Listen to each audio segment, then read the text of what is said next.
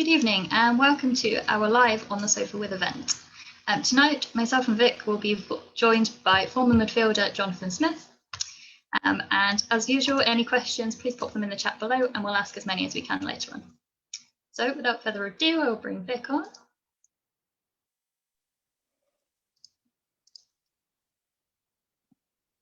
Hannah, very good evening to you. Hope you're okay. Good evening, Vic. We're good here, thank you. Good. And I shall now bring Jonathan.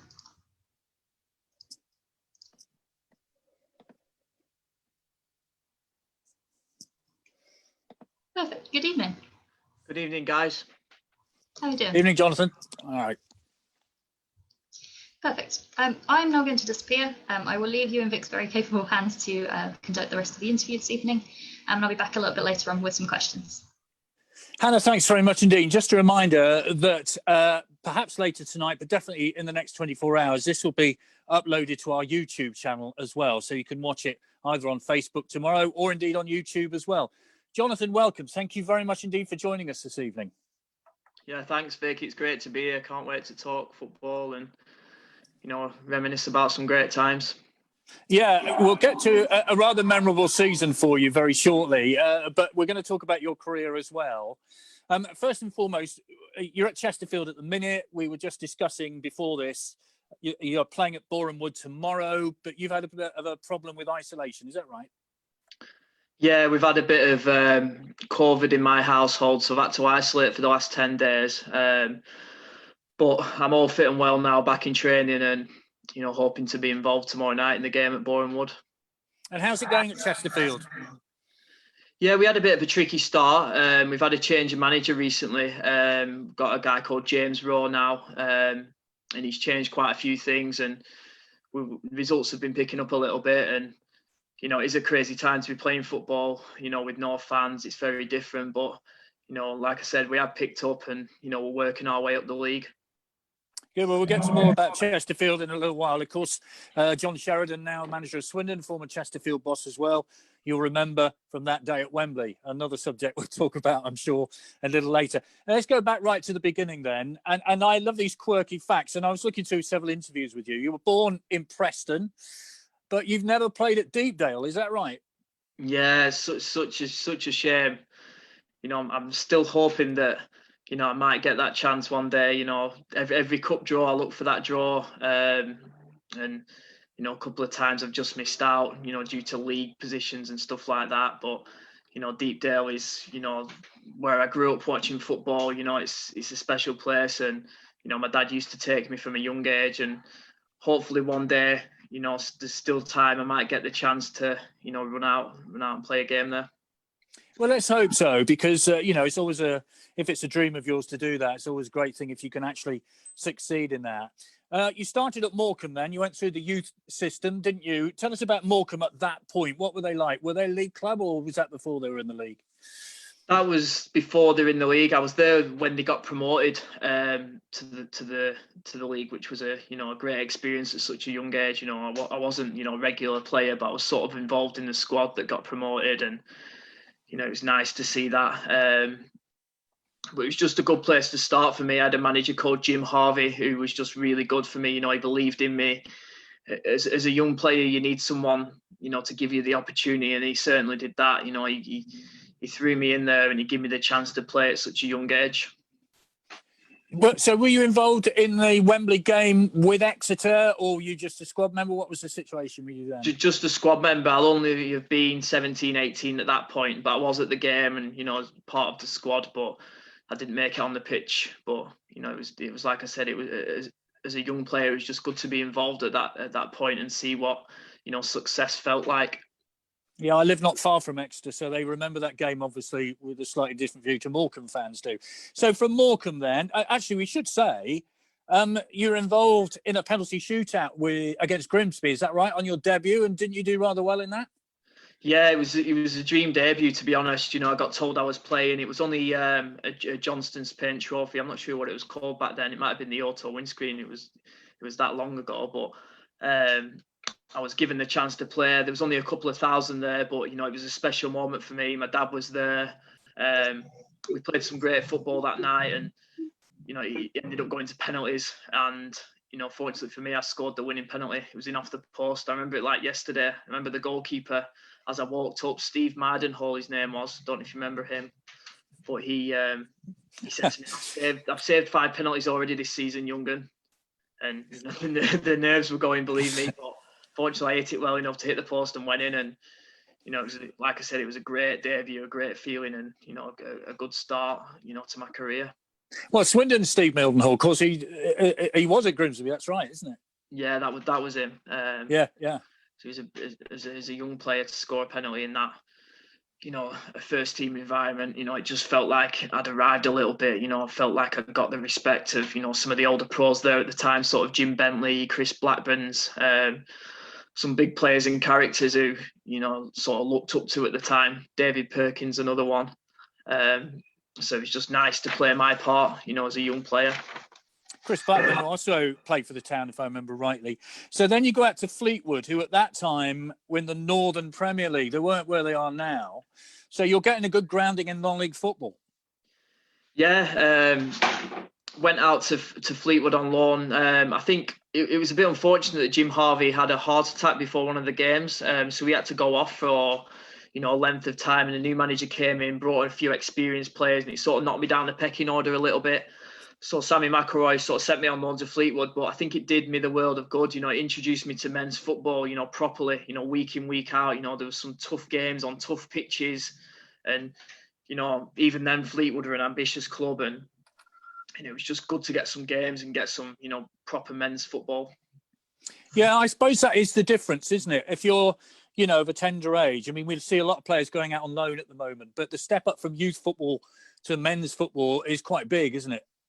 Yeah, it is. It's a different, I say it all the time, under 23s football and proper men's football in the lower leagues, it's a different sport. And the lower leagues, sort of your Conference North and your Northern Premier League, they get you ready for your League Twos and your League Ones more than an under 23 Premier League game would do, in my opinion. I believe that playing in them games, where results matter, and lads need to win to pay the bills, and to get the bonus. And it's, they're demanding from you as a young lad that you perform, and, it's sort of sink or swim, really. So from Fleetwood then, 16 appearances, I think, and then you also went to Bamber Bridge. What is Bamber Bridge about? Where are they then? Yeah, Bamber Bridge is a local team to me. It's sort of a stone's throw from my mum and dad's house. It's similar sort of level, really, Northern Premier League. I think even back then, I believed I was good enough to play in the first team at Morecambe, but I sort of did what the manager said, really, at that time. He said, go out on loan, Bamber Bridge want your local team, get some games. And I just did that because it was what the manager wanted, basically. I went there, give it my best, got more games, more sort of experience, but in the back of my mind, I knew that I could play higher. I knew that, my time would come. Forest Green Rovers then is your next club, in July 2007. And you had a little spell there. This was at the New Lawn, wasn't it? They'd already moved, I think, grounds. Is that right? Yeah, New Lawn. Yeah, that was the ground. I've got, and it was Jim Harvey, the manager at Morecambe, who took that job. So he'd, shown enough faith in me to say, look, you can come down to Forest Green with me. I could have probably stayed at Morecambe, and hung around there, maybe gone out on loan again. But Jim Harvey but they'd gone up to League Two then, and I just thought the opportunities, might not come my way. I knew going with Jim Harvey that he would give me the opportunity to prove myself. And it was a big move for me, I'll be honest, because I'd never left home before. I was probably 19, 20 years of age, moving, 3 hours down the road, having to prove myself in the game against experienced players, and it was about me going down there and making a name for myself. And fortunately, I had a manager who believed in me. Yeah, which is always, I guess, half the battle, isn't it? If you've got a manager who believes in you, gives you confidence. And I suppose, if you do make mistakes on the pitch, which all footballers do, let's be honest, they're there to help you progress in the game, which is all you can ask for, isn't it? Yeah, I think at the time Forest Green was a great club for me in terms of they didn't have much money, so the expectation wasn't huge. You know, it was if you were sort of mid-table in the conference, challenging for the playoffs at best, you know, that was classed as a good season. So for me, the pressure wasn't, you know, huge. There were some big teams in that league at the time. You had Luton in there, Oxford, Cambridge, Wrexham, you know, some big clubs who were desperate to get back up. Forest Green was sort of, you know, one of the smaller fish, but that was good for me at the time because I wasn't, you know, getting pushed out by big budget players. I was getting opportunities to play, and you know, that was, like you say, given time to make mistakes if I needed to do, you know, and that's what, you know, I thank Jim Harvey a lot for, you know, everything he did for me there. And also, you play in the third round of the FA Cup against Derby, is that right? And actually scored? Yeah, that was another great day, you know, to look back on. I had all my family there, and I think there was a full house at the New Lawn. We'd beaten Rotherham in the round before. Oh no, Rotherham, it was Rochdale, I think, in the round before, which I'd scored in as well. And I scored one of the goals of my career, I'll be honest. It's probably, I don't know if you've seen it, but it's a 30-yard volley and it's flew in top corner. So it was just, you know, a great day. We should have won that day, to be honest, but I went away from it thinking, you know what, I can do things. I knew I was capable. I'd played against Derby and I wasn't overawed by it. I knew I could do it, and it was just a case of, you know, keep building on that. So when you see the likes of Marine, they played Tottenham recently, of course, and we all saw the result of that, and who would have expected anything different? But those players proved for part of that game that they could actually match Tottenham, have a game with them, and they were right to be on the same pitch as Tottenham. Yeah, and I say this a lot now. I think these days, and I think it's a lot down to people's lifestyles as well. People, you know, live healthier lifestyles now. They go to the gym, they don't go to the pub every night. So these part-time teams, and we face it now with Chesterfield. Sometimes we play part-time teams in our league, and the fit lads, you know, when they might train twice a week, but the other days they're going in the gym, they're out running, because that's, you know, the lifestyle what a lot of people like to live now. That sort of healthy lifestyle is promoted, and teams are fit, so that it's hard. It's not like you used to, where you might get, you know, some really overweight players, you know, and last 20 minutes you do them because fitness would be gone. Now it's I think it's as proof, you know, like Chorley versus Wolves the other night. There's not a lot in it really, you know. I know Wolves, yeah, they've got a lot more quality and consistently they do it, but there isn't a massive gulf, you know. I don't believe as much as there probably used to be. From Forest Green, then you're off to York City again, another third round of the FA Cup appearance, this time against Bolton. But the move from Forest Green to York, how did that come about? Because that was the next club after York we're going to talk about quite considerably. But York City was your next stepping stone. Yeah, like I said, I probably could have stayed at Forest Green, but Jim Harvey had left, and you know, I decided I wanted to get back up north, and York showed a lot of interest in me. There was actually a chance I could have gone to Rotherham in that summer, but I stayed at York, played under Martin Foyle and Gary Mills there, and just really got my teeth into it. You know, I went to York thinking, you know, there's a good chance we could get promotion with this squad, and I just, you know, I was playing well. I was just, you know, sort of, I knew I was ready to step up. It was just about who's going to give me that opportunity. So from York then, 44 appearances, pretty good season, 5 goals. Somebody comes calling on the 21st of June 2011. An Italian had just signed as manager of Swindon Town Football Club. How did you find out about Paolo Di Canio's interest in you at the county ground? I had a phone call off Paolo himself, to be honest. He rang me off a withheld number, believe it or not. But I remember the day he rang me, I was doing a bit of work for my dad in the off season, sometimes help my dad out with a few little things, because he's a plumber. And he called me and sort of, actually it might have been his advisor that called me first and said that Paolo will be can Paolo speak to you about a possible move? So straight away I wanted to go. It wasn't about what they're going to pay me or anything like that. I just thought, I want to get to League Two. Whatever it is, I'm ready. And I told him that on the phone. You know, I think he was a bit wary to sign English players when I first went there.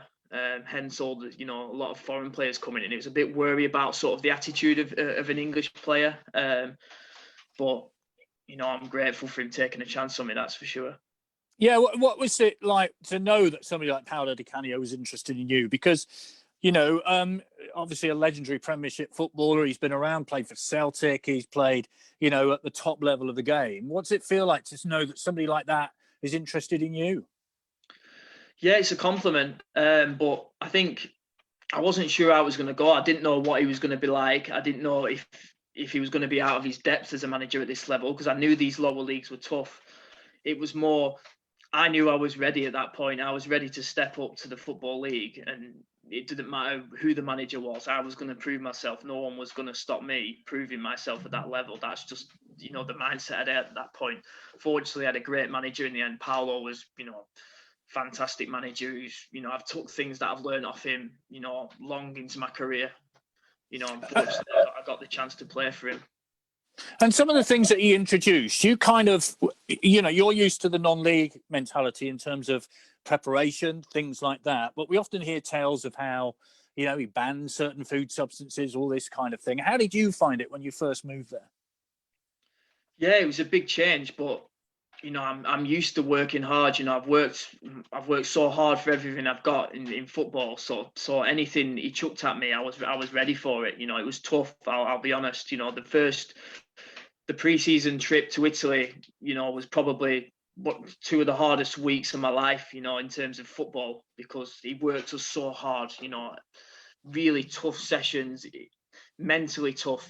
Demanding things off you every day, but I wasn't a big time Charlie who dropped down the leagues. I was coming up. I was, hanging off every word he said, doing anything I could to, get in that team. And that's all I thought, and it was an interesting time. I remember being in Italy and, I was having a protein shake in my kit bag. And I came out to training one day, came back in after training, and my protein shake had gone out of my bag, and I was like, "Where's that? Where's my tub of protein?"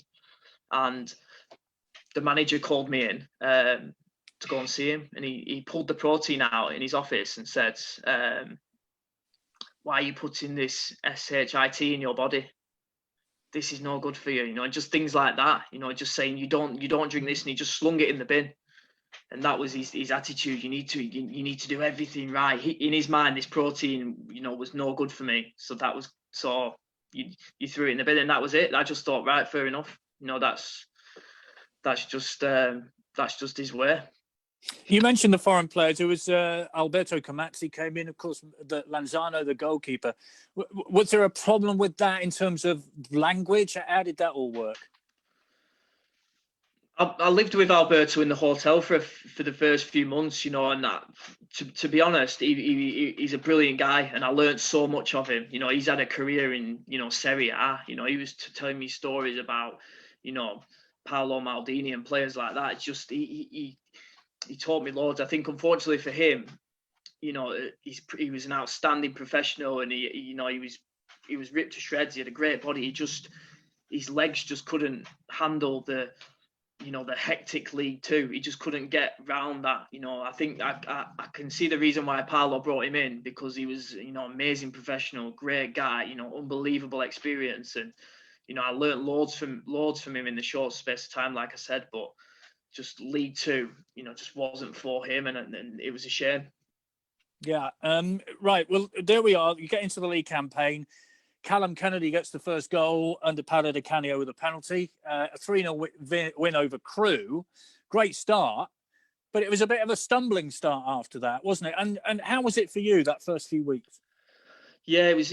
I mean, we'd done quite well in the friendlies, but it was a sticky start. I mean, we played Crewe that day. They were a good team. I think they ended up going up as well. But we won 3-0, and I don't think we deserved it, to be honest. They played some good football, and they had some good players in that team. Westwood, Powell, Murphy. They were good sides. And Crewe always play good football.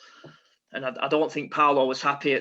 We came in that day, we won 3-0, but he wasn't happy. He knew he wasn't right, and he tinkered around with the team a lot the first few games, and it wasn't going well. We trained this hard, and then players start doubting. They start thinking, are we training too hard? Are we doing too much? You know, why are we we were in the bottom 4 or 5, I think, in the first month. And it was just like, how's this gonna go? There were doubts about him as well. I think people were beginning to express doubts about him as manager. So already the pressure's building. Big name, you know, a lot of expectation. Players were coming in, going out. It seemed like a revolving door. That wouldn't have helped, I don't suppose, in those early days. No, it was chaos, and I think I think thinking back, he was stressed himself. You know, he wasn't. He didn't expect that. I think he thought, with his mentality and what he knows about football, because he does know so much about football, that we will win League Two, no problem. You know, he studied all these games. I remember being in Italy on the pre-season, and he was watching games like Dagenham v Crawley. You know, staying up all night watching these games. You know, he knew every player. He knew you know, tactically what was needed, and to have this sticky start, you know, he felt like, at the time, it felt like he was going to explode. You know, it felt like, is this going to last? Because this is not the way he expected it to go. So what about you personally then? Were you settling in? Were you getting into League Two football because you'd had the non-league background? How were you doing at that time? Yeah, I was, you know, I think I started the first game. We won 3-0, but I think I agree myself. I didn't have an amazing first game for Swindon, but I don't think anyone did that day. I think it was a bit of a sticky start, like I said. It sounds crazy, but we won 3-0, but I just don't think we played well. And then for me, I found myself out of the team for the next few games. I think he thought, let's go for experience. He had Alan McCormack there. He went with him for a few games in the midfield. But for me, I was just, you know, doing everything I could, you know, ready. I was ready for a chance, and I was on the bench and just ready, you know, when my chance come, that I will be ready. When did you feel you were ready? Because, you know, looking at the appearances that season, you had 48 appearances with 3 goals, which is you know, you look at that and you think that's a terrific season. So when did you think you were really ready then to make your presence known in that team? I think a big turning point for me was probably the Southend game when I was on the bench, and we played Southend at home. And I think it was Macca and Cy Ferry in the middle, and I can't remember who he had centre back, but it might have been Rizzer in the middle. I can't remember who he had, but there was an injury to a player at the back, and Paolo pulled me at the side and said, "Can you play centre back? This is against Southend." And I sort of said, "Well, I haven't played there before, but I will give it a go." I was just wanting to get on. I didn't care if it was goalkeeper, centre back, centre forward. I would have gone on centre back, and I could see him thinking. I could see him not sure. And then he says, go on centre midfield. And then I went on, and he said, "Alan, you go centre back." So he put Alan centre back and me in the middle. And that day, obviously, I scored a really good goal. And from then on, I just felt, yeah, I'm part of this. I need to be playing. I'm ready. I felt fit. I felt strong. I felt whoever I was playing against that day, I had too much for him. And I just thought, I need to, you know, build on that now and make sure the next game I'm the same. And, you know, Paolo jumped that into me anyway, but, you know, I was, you know, eager to, you know, prove myself. Because in around about October that season, of course, in comes Wes Fodringham. You know, Lanzano had not had a great start in goal. In comes Wes Fodringham, and Alan McCormack goes in to the defence, doesn't he? And it's the beginning. Liam Rideausch comes in, things like that. All those factors begin to build into that solid team that went on to win the league. Yeah. Like you say, you know, Wes came in, did a great job. Macca going to centre back was, you know, sort of needs must really, but he went there that day against Southend and made it look easy, you know. And from then on inwards, it was him and Flinty at centre back, and you know, me, Simon, or you know, Ollie in the middle, and you know, it just sort of you know, it was good for me really that, you know, one of my sort of competition in Macca, you know, he was a big player, you know, he brought him in from, you know, higher leagues, that he'd moved into that centre back role and, you know, excelled. It made, you know, it sort of, in my thoughts, it sort of gave me, you know, one less person to get past. Yeah. So once that team did begin to settle down, the results then started to come. I remember Wes Fodringham debut up Accrington, it was a victory there. Crystal Montagna made his debut, I think. And, then it all began to gel, didn't it? And was there a feeling within the squad that, yeah, this could be a really good season? Yeah, we got on a roll and we were a fit team, we had good players. Matty Ritchie, he was on fire. Cads and at right back. We had a good team and we were, like I said, we were fit and we got on a roll. And like people say, I know it's a cliche, but winning is a habit. You win and people start to fear you. You win and you go and you expect to win. And when you don't, it's a big shock. You start getting that habit where you're going to win. You're going to win. It's not turning up thinking, oh, I don't know if we're going to win today. Sometimes you have that feeling in football. I'm not sure how it's going to go today. We turned up and I just remember the feeling we're going to win today. And that's what it was like every week. And, we went on that really good run and, we got up there and it was I just knew no one was going to catch us.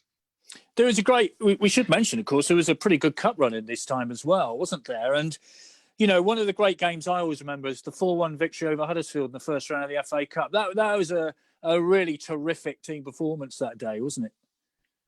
Yeah, because there was a team coming from, they had some good players. It was sort of, I think they were a League One or a Championship team. They were, we took them to the sword. I think it was 3 or 4-1, and it was just we breezed past them. And I think then that builds belief as well, that you sort of putting you're not just scraping past these teams. We were putting them away, and that definitely builds confidence. So what was happening in the dressing room at that time, without giving too many, I guess, secrets away? But, how were the players feeling? There was this great rumour that you didn't have a day off for about 6, 7, 8, 9 weeks at the start of the season. Yeah. Is that how it was? Yeah, that's not a rumour. That I can tell you now, that is true. We didn't get days off. We came in Sundays, we came in Wednesdays. It was football and that was it, I remember a good friend of mine, and I played with him at Luton as well, Paul Benson. He had a little one, and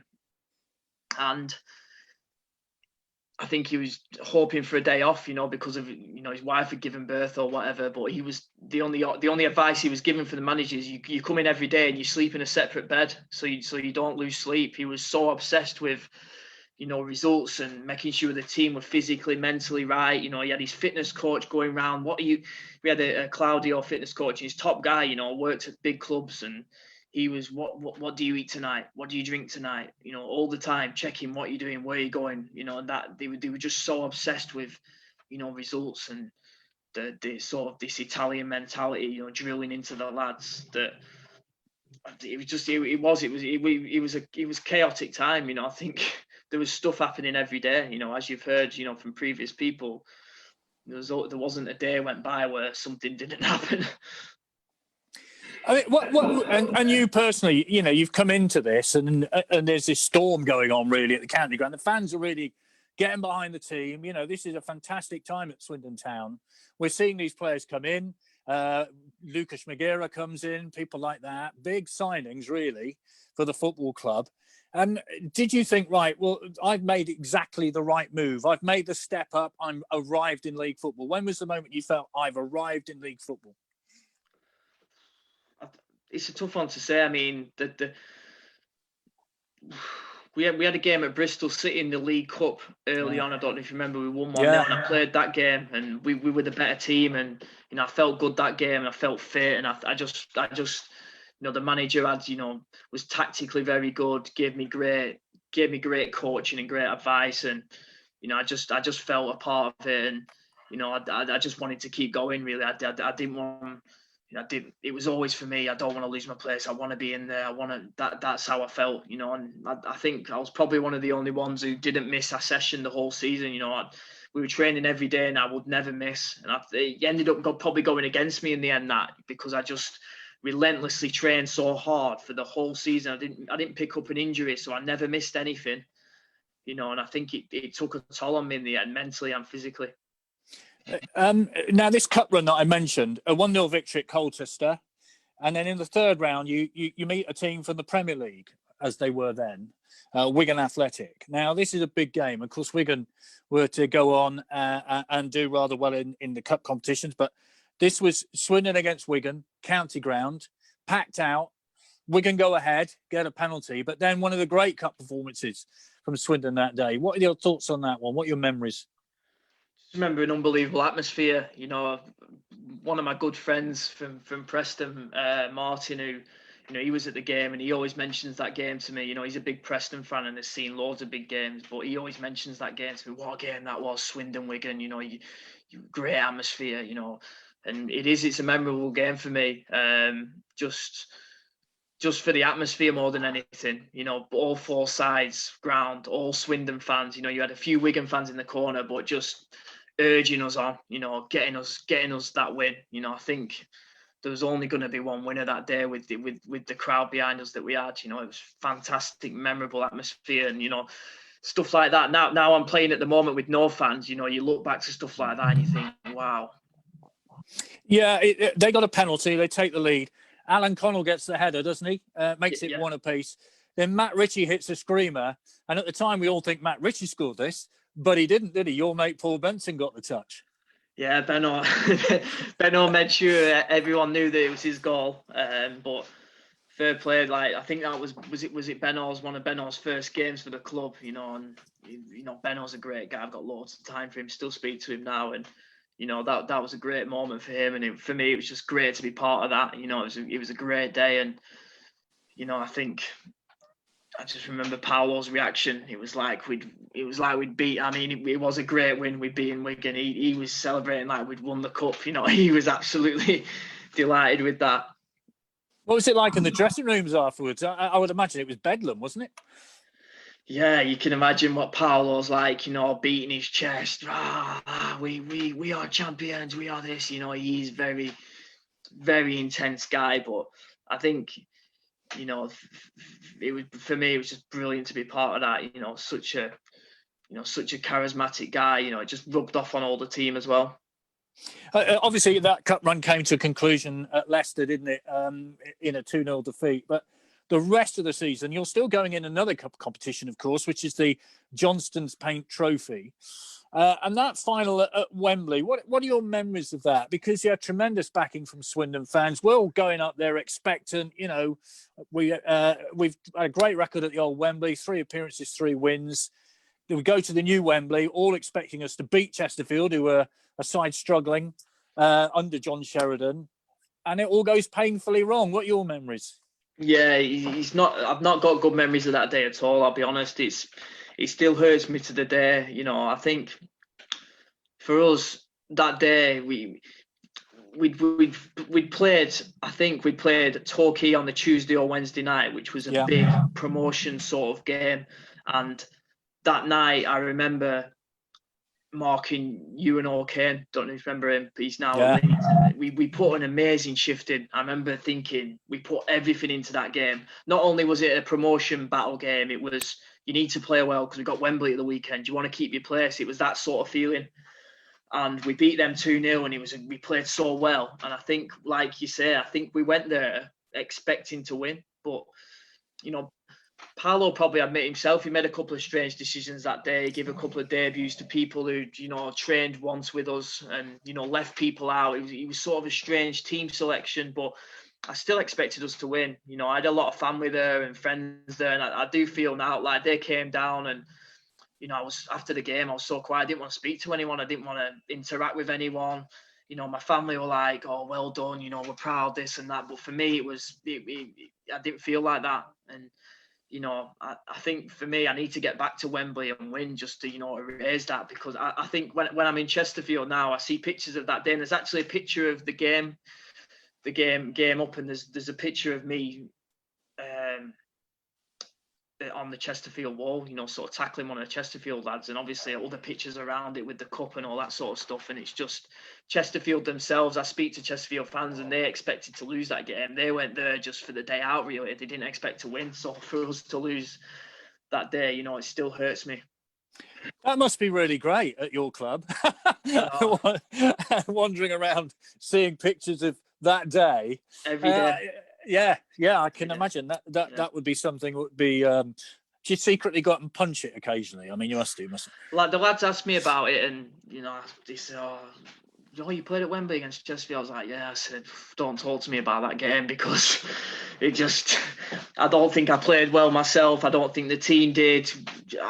We just didn't we didn't rise to the occasion. I don't know what it was. We didn't turn up, and I don't know if it was the expectancy of we're going to win because we won every week, or we'll just win, and it just didn't happen. And Chesterfield, to be fair, on the day they was up for it, and they deserved the win. Yeah, you can't argue with that. So there we go.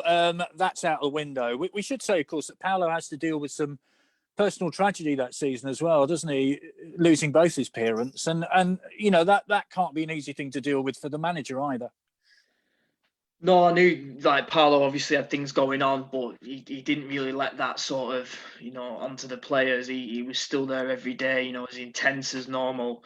I'd heard things about his parents which must have been tough for him thinking back. I mean, for me, it was just about focusing on trying to win the league. And it was, I think Paolo, took that Wembley loss very, very hard, and it took a while for him to get, because we were training the next day. We played at Wembley and then we trained the next day. We trained hard, and you could see he was feeling it. We were all feeling it, but the consolation for us is we were top of the league. We thought we can make amends here. If we win the league, we won't be thinking about this. Yeah, so let's go to the run-in then, which is an extraordinary run-in. And you mentioned Paul Benson.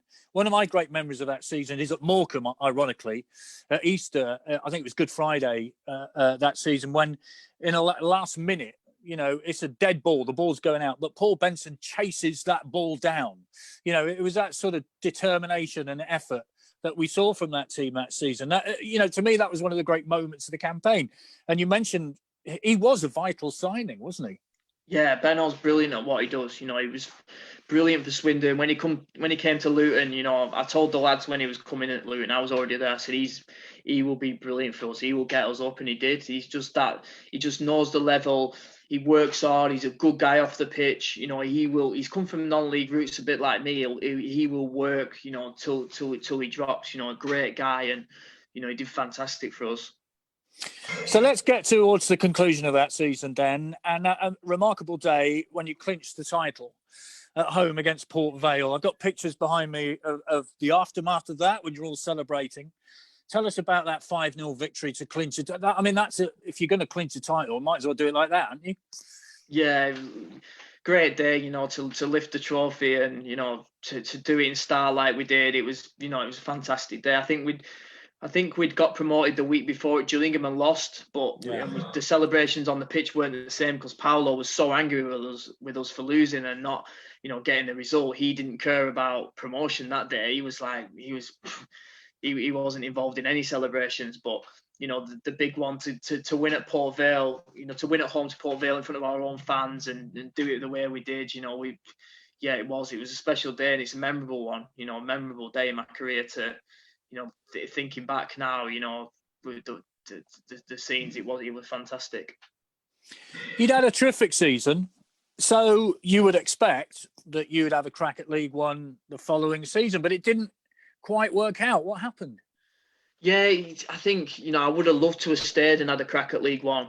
Desperately. It was tough for me because I'd played all these games, but towards the end, I think I had hit a bit of a wall. I trained so hard prior to coming into Swindon to get myself ready for it, then had 10 months, of absolute grueling effort. And towards the end, I dropped out of the team a little bit. I think the last 2 or 3, I was sort of on the bench coming on, not really a, mainstay like I was earlier on. But I think it was more down to my intensity levels probably did drop a bit, if I'm honest, just because of the amount of work I got through. But unfortunately, I think Paolo probably, made a decision on them last few games that, my intensity, I'll be honest, it had dropped. And, unfortunately for me, he decided that, my game time was going to be limited in League One. How did you feel? Yeah, gutted, gutted. I'd have loved to have stayed and had a crack, but, I still knew in the back of my mind what I could do myself. And, I even said to Paolo, I will come back pre-season. You can bring in any player you want. I will get my place in that team. Unfortunately, I came back pre-season and I didn't get that opportunity to show that. I wasn't involved in friendlies. I wasn't took on the pre-season trip. So it was a bit it was sort of, the writing was on the wall for me. It was either, am I going to stay here and wait for, 5 or 6 injuries before he looks to me again, or the club goes on a really bad run, which I just, I didn't think they were capable of anyway. And you don't really wish that as a player, your teammates, and I'd won League Two of them. I didn't want them to struggle. And it was sort of, I knew they wouldn't, with the quality they had. Or am I going to go elsewhere and, and crack on with my career, and look back and say, yeah, it's been a great season. Let's get going somewhere else. Yeah, back to York City. But just before you go, we move on with your career. I mean, we saw so many players come in and so many players sitting in the stand. I mean, it was a bit like that, wasn't it? And Mehdi Karouche, I mentioned to you beforehand, the Colchester FA Cup tie. He sort of went down the tunnel at half time and we never really saw him again. And yet he'd been such a big part of that early season success, isn't he? When you were moving to, and he was a very popular player, I understand, with the squad, and you got to know him really well. Yeah, Mehdi was a good friend of mine, and he came and he was quality, great finisher, great guy, he was a bit of a character, but if Paolo lost your trust and he didn't trust you anymore, that was it. You was out, and that, people.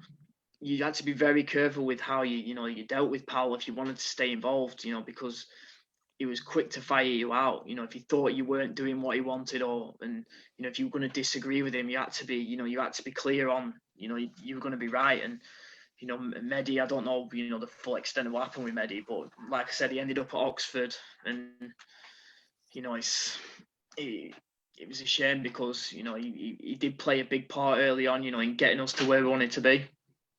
You mentioned the O word, of course. Two of the big disappointments that season were the local derbies, and particularly the second one, because they have James Constable sent off pretty early on in the game, don't they? And you think, here we go, this is a great opportunity. But those two games didn't work, did they? No, it was. I mean, that Oxford away game, it was a crazy day for me in football. The atmosphere was unbelievable, but to turn up, I was on the bench in that one. After 20 minutes, he decides he's like Paolo does. 20 minutes substitution change. I'm coming on. Can't remember who it was who came off. We were already 1-0 down at this point. Might have been 2. We were 1-0 down or 2-0 down at this point, but I came on and I thought I was doing all right. We were sort of chasing the game. We had all the possession, just couldn't really break them down. And then on 70 minutes, he decides he's taking me off. So it's one of the worst things in football is a sub coming on and then a sub coming off. So I was inside. I wasn't happy about it, but I accepted it. I sort of ran off. Next, someone came on for me. I sat down on the bench, took my shirt off, and sort of chucked it on the floor. Sort of annoyed with what had happened. Put my training top off, and that was that. Sort of left the ground. And then on Monday, Paolo sort of pulls me in and says, "Don't ever disrespect the Swindon Town shirt ever again." And he fined me for it, throwing the shirt on the floor on the bench. He said, "You never ever do that again." And I thought, like, is this going to be a problem? And the next game I started, so after all this going on the following Tuesday night against Dagenham at home, I started the game. So it was just a crazy time. Adding to that, my dad came to watch the game that day at Oxford, and I got him a ticket, and the ticket was, right next to the Oxford fans, right where, the ferocious bit. I don't know the complimentary tickets there, but they did. And my dad got hit with a seat that day by an Oxford. Yeah, I have to say I was in a similar position, and coins and things were, well, how can we put this, flying that day. It wasn't pleasant. It was crazy. So back to York City from whence you'd come, and then let's talk about your move to Luton, because I think this is one of the happiest times of your career, isn't it? Apart from, we should say that on Boxing Day 2013, you got a bad break of a leg. So apart from that, but a good move for you to Luton, wasn't it? Oh, amazing move! One of the best, Luton Town. He's in my heart now. It's such a, as much as I love Swindon, I only had, all respect, only had a season there, and I hold, Swindon in high regard. But Luton, I sort of, had an amazing time there. I just fell in love with the club, the atmosphere. I moved down there. the players, everything about it. I just loved my time there. You know, obviously I broke my leg there, and I suppose that adds to the experience. I try to look at that as a positive, really. You know, in terms of, you know, I had a really serious injury, and I came back from it, and Luton helped me come back from it, and that's why, you know, I'll be forever grateful for that club. And you know, there's great people there. You know, Gary Sweet, who's in charge there, just brilliant with me, and you know, I had such a good time there. And you know, to get promoted with Luton back to the Football League, you know, was another great experience. But you know, like I said, to have 6-7 years at a club like that, you know, it's brilliant for me. Yeah, that leg break, you came back quite quickly, wasn't it? 4 months, and you got in for the last game of the season. Is that right? Yeah, it was a tricky one, because it could have been, you know, it could have been a career-ending one. It was bad, but you know, I've mentioned it before. From the minute, you know, I did it, I was desperate to get back, and I did everything I could. And you know, I was training like a monster to get back, and you know, it meant everything, you know, to me to get back so quick. And you know, the applause that I got when I came on, you know, in the last game of the season for the club, you know, I'll never forget that. Yeah, fantastic. And actually, you got to play against Swindon, I think, as well, didn't you, in the Football League Trophy, and won 3-2 at the County Ground, if I remember rightly. So quite a good return for you. Yeah, it was nice to come back. I was captain that day, and you know, it was nice to come back on the pitch and obviously walk through the tunnel and see the pictures of our promotion and all that. And you know, I've still got some, you know, friends who were at Swindon, the groundsman, and you know, see some of the fans outside who, you know, it was nice for them to remember me and, you know, ask for autographs and stuff like that. It just felt good. And, you know, like I said, I've got, you know, the Swindon shirts framed in my dad's house. It was special for me to come back to the county ground, you know, and play against a club that, you know, I had such a great time. Yeah, that of course is that shirt from that year, not your shirt, I should say. But then you move on to Stevenage, and now I've got to have a go at you here, because in the FA Cup on the 2nd of December, you win 5-2. Now the 2nd of December was my birthday, so thank you very much indeed for ruining my birthday that day. But that was you know, the big Swindon 5-2 in a cup, and you played them twice in the league, so you met them 3 times in one season. How was that? Yeah, it's like I said, it's always nice to play against your old clubs, but the FA Cup game, yeah, I've had some great runs in the FA Cup. You know, I think I've had, you know, so many 3rd round appearances, and you know, I always, you know, seem to, you know, play some great football in the FA Cup. And you know, that day was just a good day for us. Yeah, so well done on that, even though it ruined my day. Thanks very much indeed for that. Now you are at Chesterfield then, and, you know, National League football, how is that at the minute? I mean, I don't live too far away from Torquay. They're obviously top of the table after having been down one further division. So they're well and truly on their way up. But it's a very competitive league, isn't it? Yeah, very competitive. You know, anyone can beat anyone. I'll be honest, we played Torquay and lost 2-1, and they were the best team that I'd seen. They were young, they were fit. There's some good players down at Torquay who I'm sure could play higher. And there's no surprise to me how many points they are ahead, because we lost 2-1 in a narrow game, but it was probably lucky for us to be 2-1. They were, you know, very good team, and you know, it doesn't surprise me they're doing well. But in terms of the league, yeah, it's so competitive. Anyone can beat anyone, and the games are all tight. You know, not many games are more than, you know, 1 goal in them, and it's just about being on that right side of that. And we're starting to do that a bit more now, so hopefully we can keep pushing up the league. You got Will Evans there, of course, and there is speculation that he might be returning to his hometown club. What do you know about that? Have you spoken to him about it? Yeah, without saying too much, I've spoken to him. I'd be surprised if that happens. I'm not sure the ins and outs, but I'm not sure if it will happen. Other people know more than me, but I'd be surprised if he does, you know, come to Swindon. But we'll see. Is that because of he's happy at Chesterfield? You know, how does this work? I mean, if you're happy at a club, would you stay? I mean, even though it's a higher league?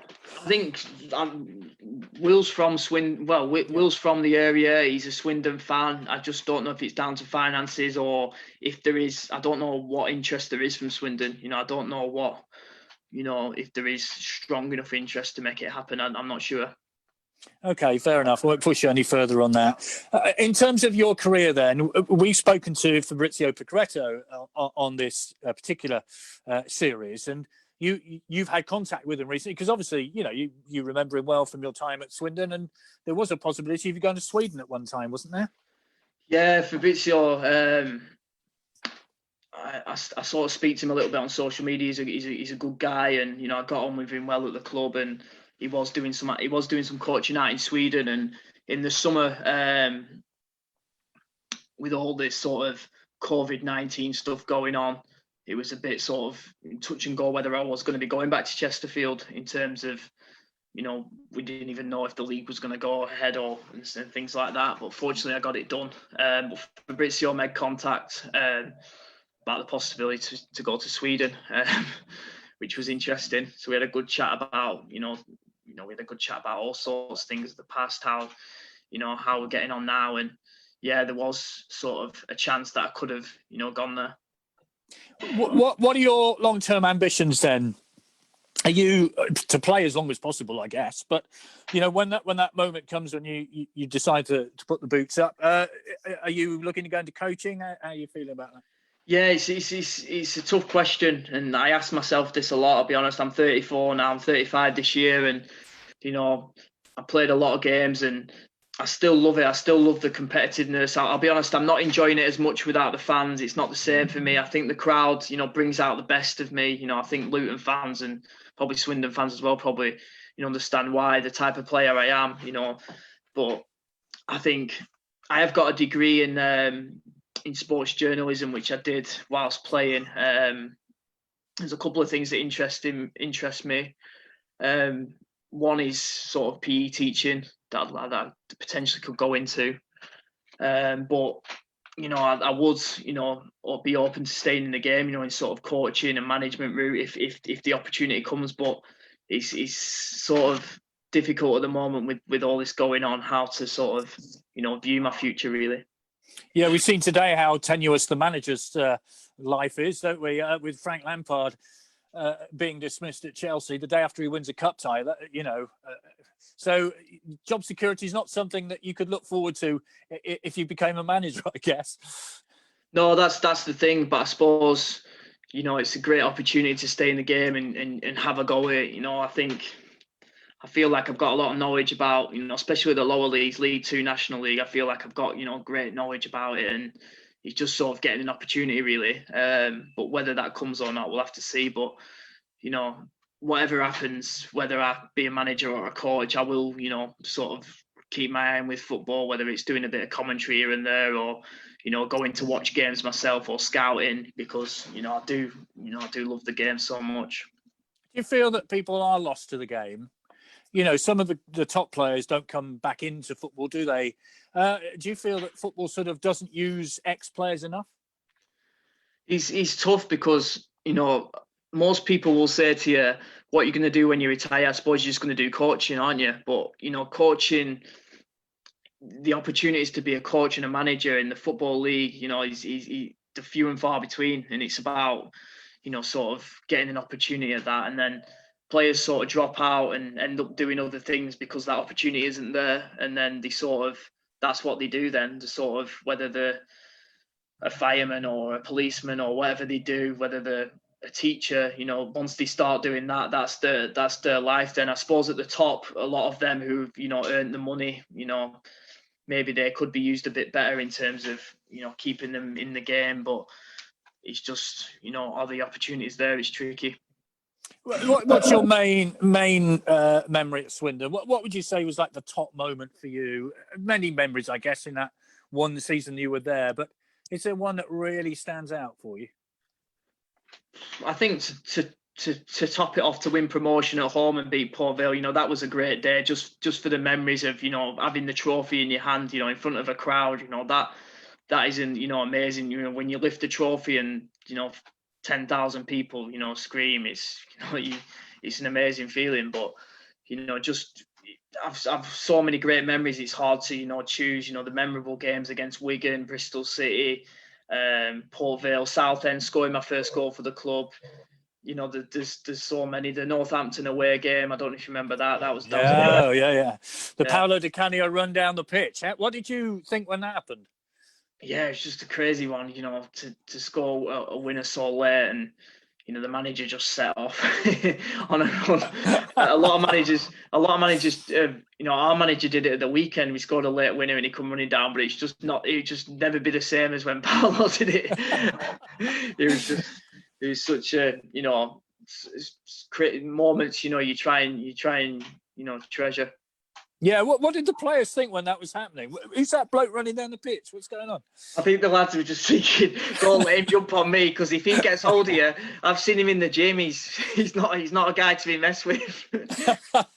It was a fantastic moment. I think, you know, those of us who were there will always remember that moment as what on earth is happening there? Incredible. And it was a great that really summed up Swindon that game. Actually, now you mention it, doesn't it? Because I think you were trailing and came back to win. And, you know, that showed the spirit of the side at that time. Yeah, exactly. You know, just never say die attitude, and, you know, some great professionals in that team. A lot of, you know, quite a few lads have gone on to, you know, bigger things, which, you know, doesn't surprise me because, you know, some great attitudes there. And, you know, I think for me, just to be part of that was a pleasure, you know, to play for the club and, you know, represent the badge, and it was just a great time for me.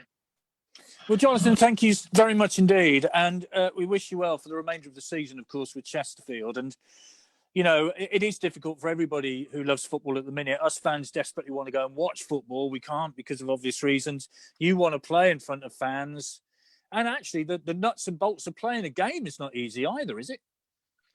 No, it's just sort of, you know, you're wearing masks. You know, you can't do meetings the same. Sometimes we've been doing Zoom meetings. You know, Zoom naming the team.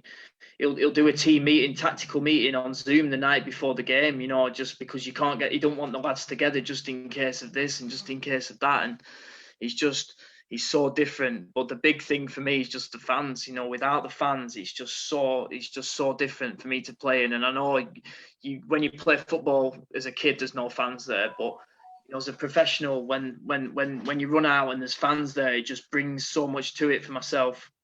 And what about the actual basics? I mean, when you play, do you go in separate changing rooms, I guess? When you're away, do you get showered? What happens? Yeah, there's sort of, I mean, a lot of the games we played Solihull the other week, and we were getting changed in their director's room because it was bigger, and because the change rooms at Solihull, the home changing room, the away changing room were right next to each other, so they didn't want the players, you know, mixing in the sort of tunnel area. So a lot of the times you go to games and you get sent to the sort of director's lounge, and then for home games at Chesterfield, the subs and the lads not involved, they get changed in the away changing room, and then the starting 11 get changed in the home changing room. So it's just a total different build up to, you know, you sort of splitting the squad up, and then the away team are getting changed in upstairs in one of the rooms. You know, it's just so different. And do they come down and get a shower afterwards? What? I mean, I know it's a daft question to ask, but these are the sort of things we're thinking about. What happens? Yeah.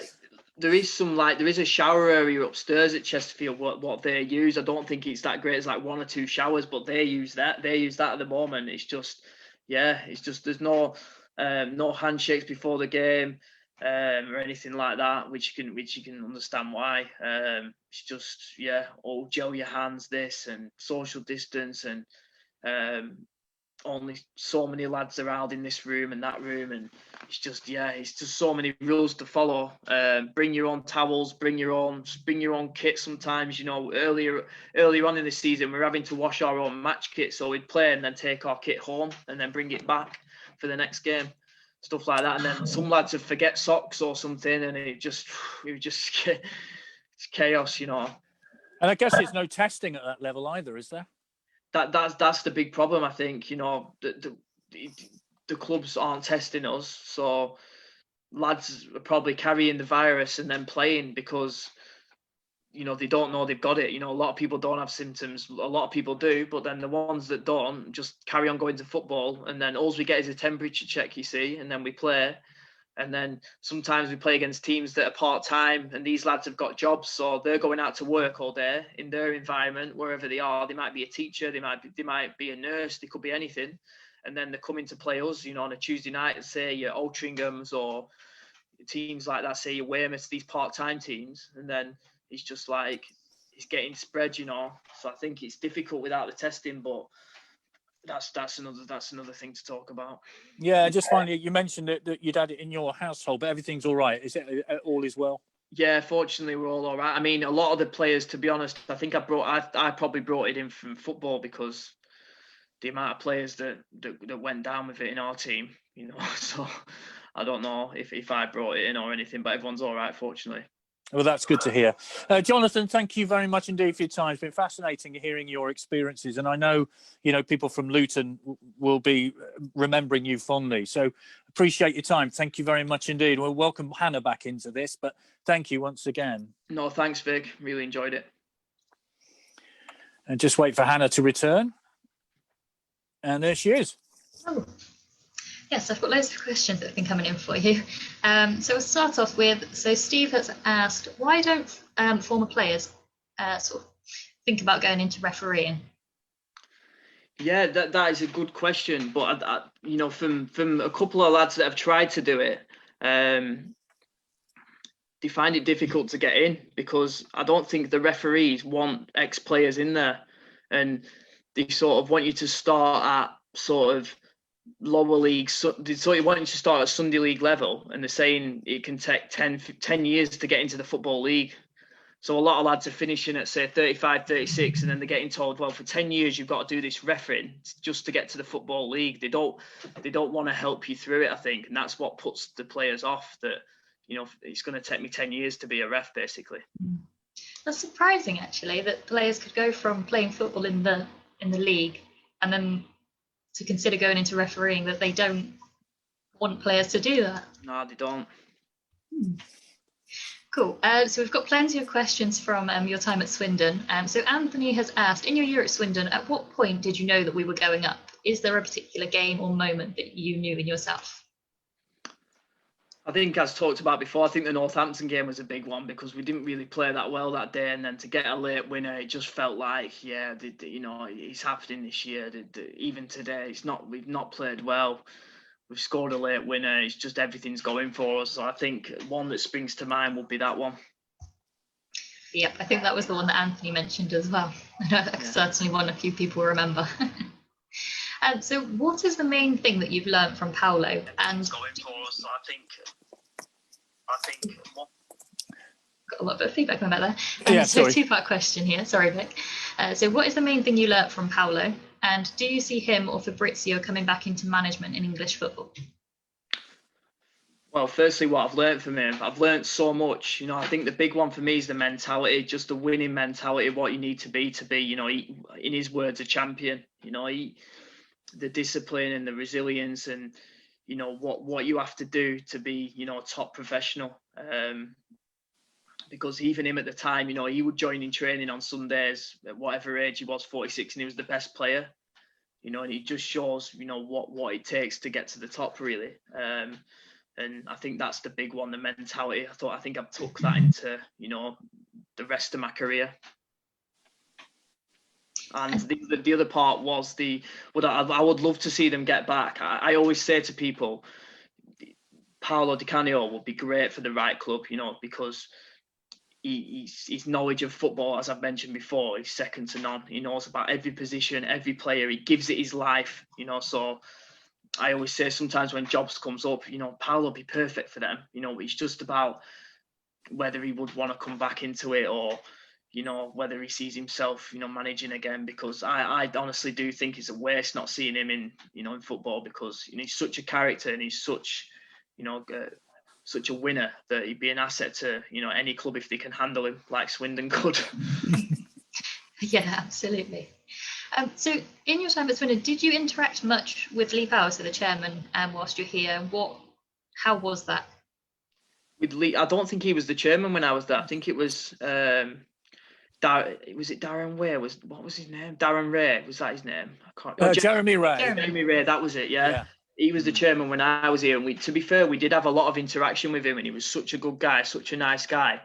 I'm not sure if he, I know after sort of the Paolo era and all the lads left, that the sort of finances went a little bit, south, and I don't know if that was down to him being, sort of, expansive in his, in his signings and the money he was sort of putting around. But in terms of, he was really good with me. It was always, I suppose it helps when you're doing well, but he was always, nice to us guys. And we've had plenty of questions about some of your former teammates today. So we'll start off with, so Jay McEverley made his debut in the JPT final ahead of, I'm going to completely mess his name up, Alessandro Cipocchi. How did that go down in the dressing room? At the time, he didn't really get spoke about, but it was definitely a big surprise. Afterwards, it got mentioned, in terms of what was Paolo doing there? Why didn't he just go with, the lads that, all right, bring players in, but, to start him on that day, it just didn't feel right. We were sort of playing with a lad we didn't really know. Jay's a good player, had a good career, but, I think it was more surprise on the day than afterwards thinking about it. And the lads were sort of, a little bit, why did he do that? I think that was the thing, really. Did he ever give you an explanation for why he did that? Pal, I don't think he'd ever get anything out of Pat. He just that was the right decision. He wouldn't have thought I've made an error there. He might have done deep down, but he wouldn't have let that onto the players that, I've made a bad decision there or whatever. But that's not the reason we lost. Like I said on the day, Chesterfield deserved it. Indeed. So Pete has asked, why do you think Lucas Magira didn't make it at Swindon? Oh, Lucas, I lived with Lucas. Me and Lucas, I still speak to him now. He's a great guy, great friend of mine. And for him, he came over and Paolo said to me, you need to take Lucas to get a house and get a car. And the only English he knew was Mercedes and, big house. He didn't know anything. I took him to the garage. He picked the biggest Mercedes car. He was obviously picking up a big wage.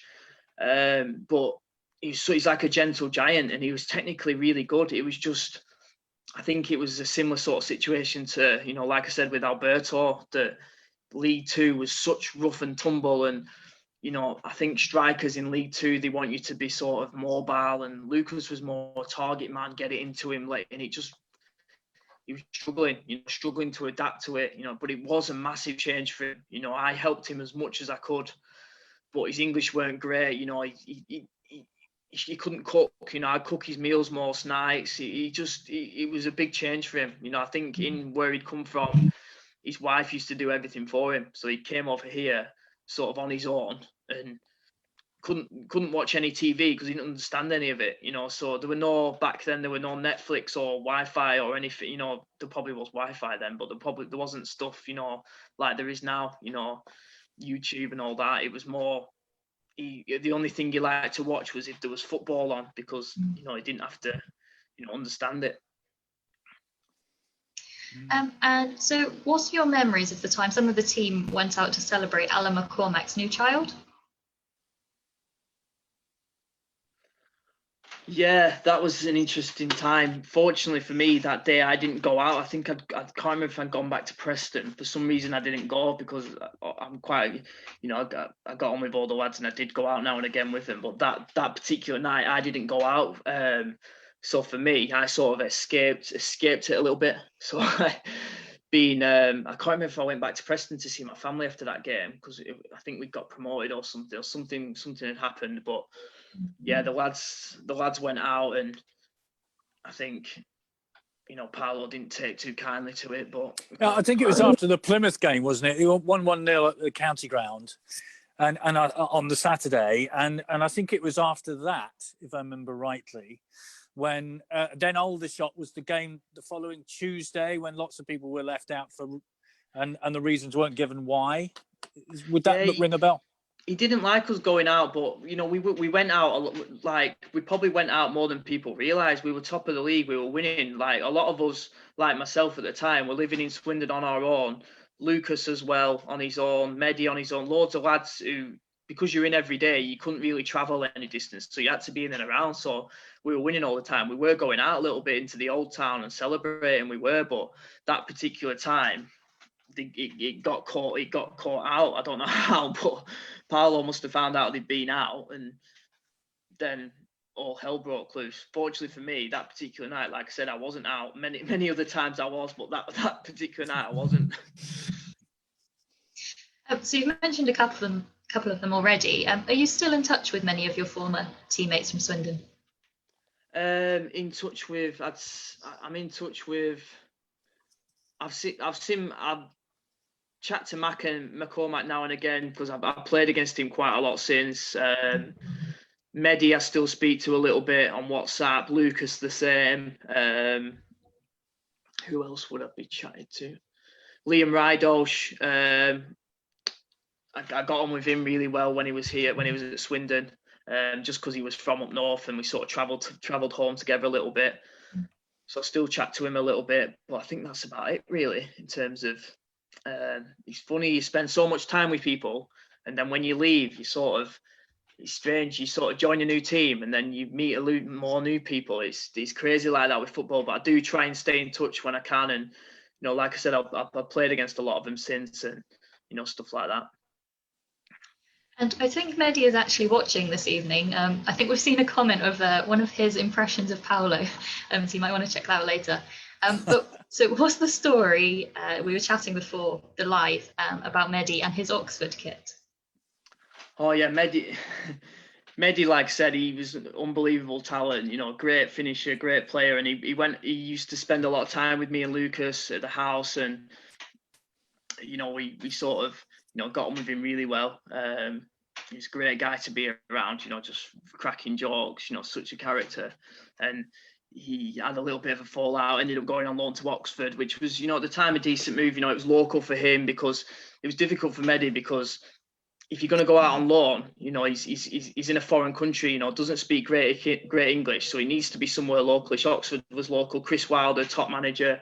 And I just remember him after one game on a Tuesday night, I think they'd won, and he came straight to our house after to see us all, and he was still in his Oxford tracksuit. So he was like, "Oh, you can't be seen wearing that around here, Mehdi, now." But he's just so laid back and chilled. He probably didn't even realise he was doing anything wrong. He's such a good guy, but he definitely had Swindon in his heart. I'm not going to say anything bad about him because he's such a good guy.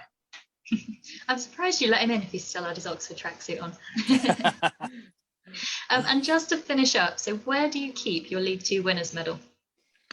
Yeah, my dad's got it at his house. I'm a bit disappointed. I had it in my head to pick it up and show you all tonight. But I've forgotten. My dad has it at his house along with a lot of my other stuff really. So he's got my medals from Luton and Swindon, and he's got a lot of shirts, and he's my dad's my biggest, my dad's my best friend, my biggest fan, and he followed me all around the country. I owe my career to him really because he's supported me through thick and thin. Through he's driven me to places like Ebbsfleet on a Tuesday night. When I'm playing for Forest Green to start my career. So I'm happy for him to have all that stuff at his house. And let him look after it for me. Lovely. Thank you. That's all the questions we've got. So thank you very much for joining us this evening. It's been great to speak to you. No Jonathan, problem, thank you. We wish you all the very best in the rest of your career. And of course, whenever you're at Swindon, always a delight to see you, except when you beat us 5-2 in the FA Cup, obviously, which is not a great thing. But thank you very much. It's a real pleasure to speak to you. No, thanks for having me on, guys. It's been, it's been great to come and speak to you. And like I said earlier, it's a pleasure to play for the club. And, I wish the club, all the best in the future.